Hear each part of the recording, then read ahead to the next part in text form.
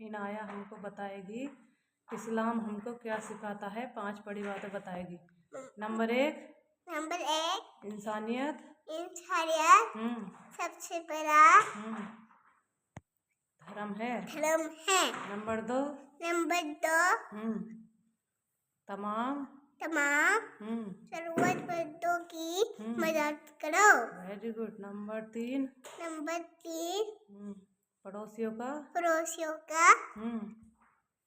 ख्याल रखो। नंबर 4 मखलूक खुदा से